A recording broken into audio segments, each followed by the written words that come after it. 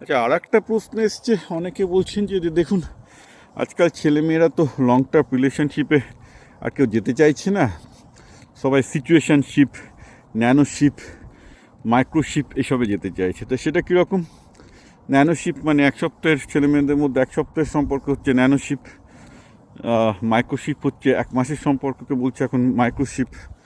তো বর্তমানকালে ছেলেমেয়েরা নাকি এখন এসব ন্যানোশিপ, situationship.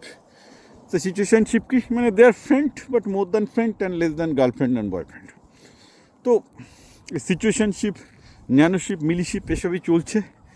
Long term relationship, committed relationship, বিবাহ এসবের মধ্যে ছেলেমেয়েরা আর যেতে চাইছে না।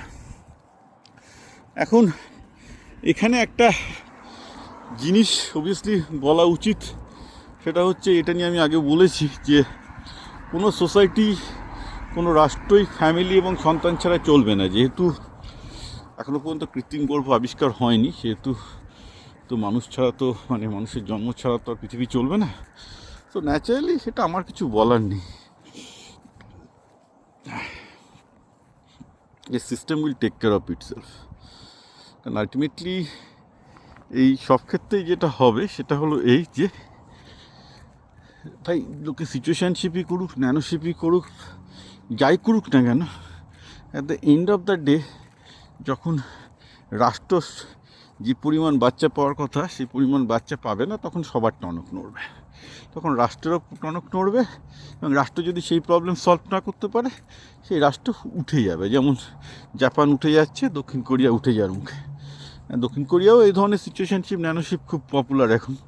যে এত লং টার্ম কমিটমেন্টে গিয়ে কী হবে, এই ন্যানোশিপ, মিলিশিপ, মিলিশিপ হচ্ছে 6 মাস, আমি যা শিখছি। মাইক্রোশিপ হচ্ছে 1 মাস। ন্যানোশিপ হচ্ছে একটা জাস্ট পার্টনারের সাথে একটা ট্যুর করে আসা। So this is what is going on. তো সমস্যা হচ্ছে এগুলো লোকে যত খুশি এক্সপেরিমেন্ট করুক।